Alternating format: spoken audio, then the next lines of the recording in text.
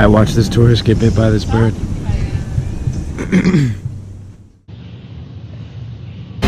Hey, thanks for clicking on my video.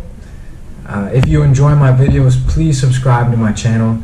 Get your friends to subscribe. Get your grandma to subscribe. With your support, I know that these videos are worth it. So a couple days after crossing the Pacific, I met one of the most beautiful people I've ever seen in my life in an elevator in Surfers Paradise.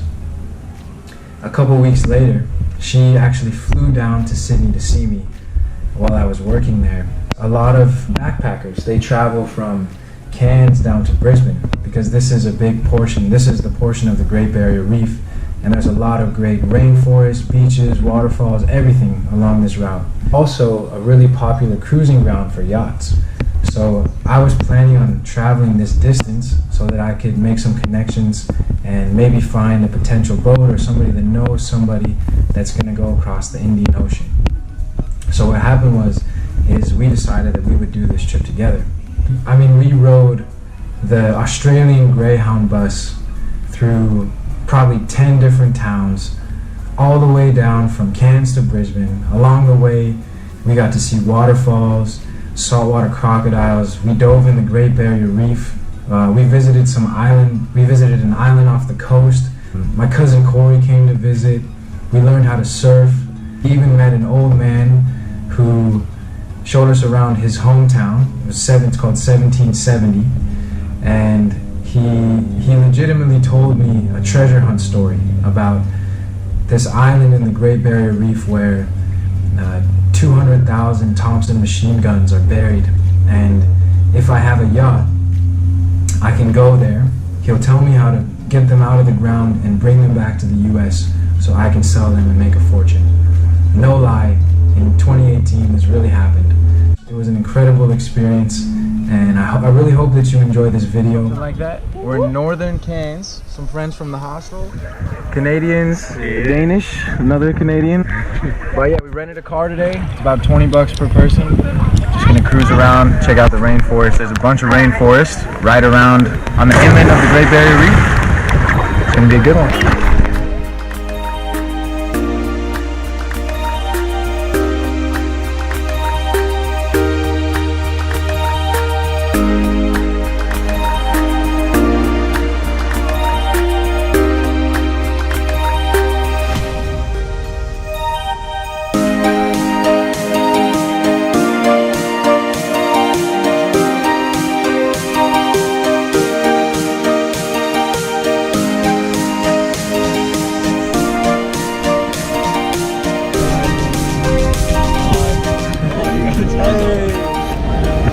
This morning we are on our way out to the Great Barrier Reef, and the way it works is you have to take one of these boats out because the reef is actually pretty far away. It's about 16 miles away from the shore, and then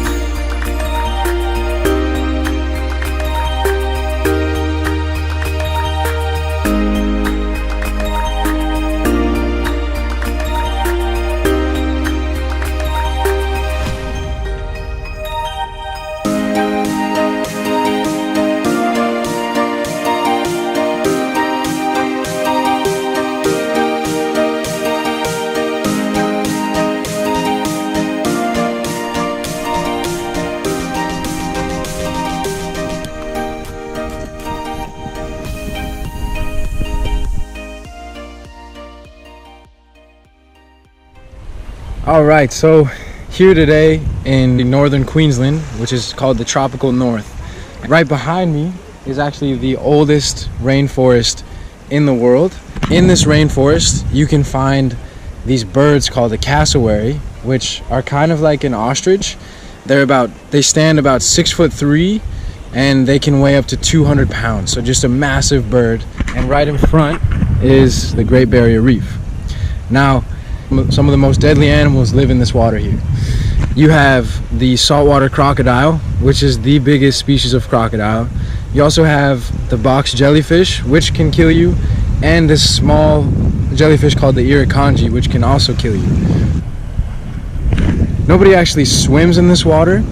You can put your feet in, but you run the risk of dying. Let's see, Steve Irwin actually died about 30 minutes out to sea that way.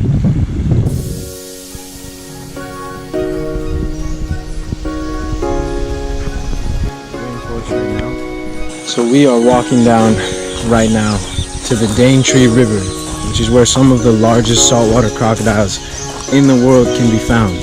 Some of these crocs could be about 15 feet long.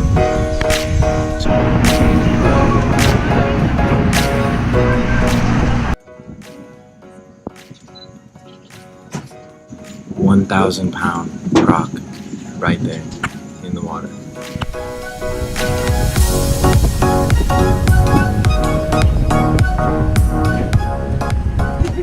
We're on an island called Magnetic Island, which is one of the hundreds of islands here in the Great Barrier Reef, and it's amazing.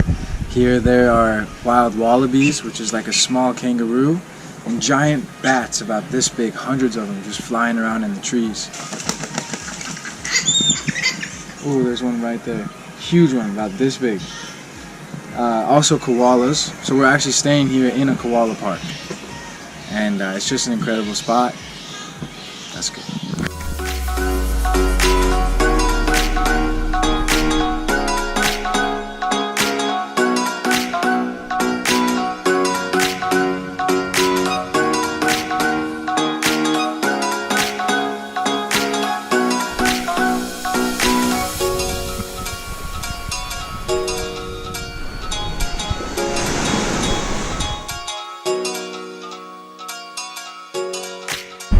Alright, so for the last couple weeks, I've been traveling down the east coast of Australia, which is about the same distance as Seattle, Washington to Los Angeles.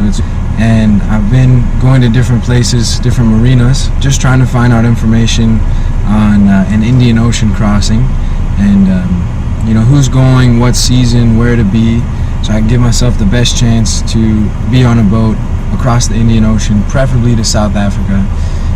But today I'm here in Mackay, and I heard there's a meeting of about 30 sailors at this surf club. So I'm here, and time to get it. Let's go. So you're animal rescuers? Yeah. Wildlife rescue. Frog. Tawny frogmouth. Tawny frogmouth. A tawny frogmouth, a baby, and we're gonna feed him today. Go ahead. It's not that hungry right now. Maybe if you do it. Oh yeah, if you do it. Oh my god. So just like that. Yeah. She'll crawl over you.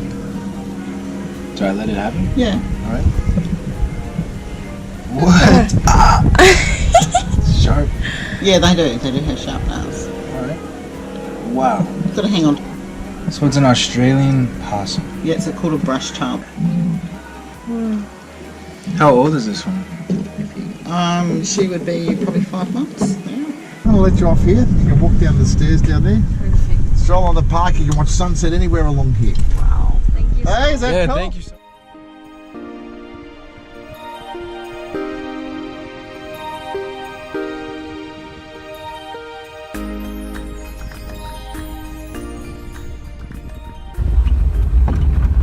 Going kangaroo sighting. There they are. Look at them hopping around.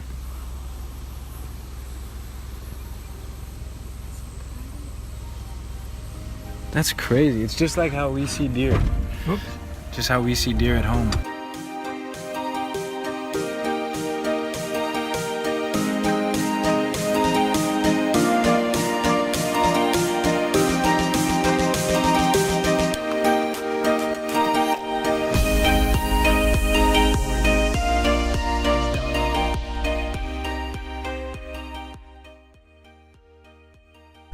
Okay, so it's about 5 days until I head home back to Nevada for Christmas and New Year's.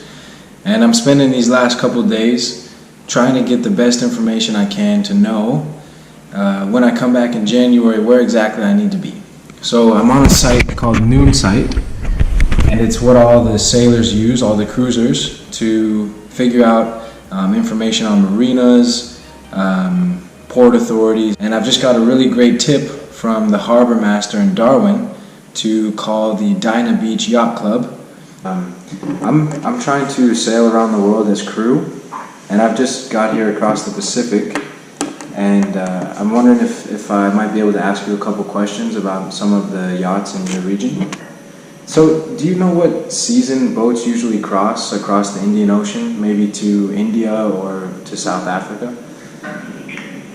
Going in the dry season, usually the season is from June and it pretty much tapers off in September, and that's because of weather conditions. They're just not suitable after that September region. So nobody that I'm aware of ventures out to sail in international waters at this time of year unless they're either very, very brave or very experienced or very inexperienced. Okay. It's not the right season to do so. And do you know anybody I can talk to that's done this rally to Indonesia, or maybe you have, so I can find out from Indonesia where boats might leave to cross the Indian Ocean? It's probably best if I put you on to a lady called Claire Hall.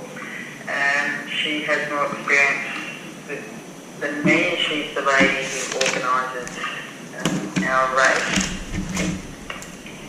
So I'll give you. Do you want an email? If you, I'll use you to email her. okay, if you have a phone.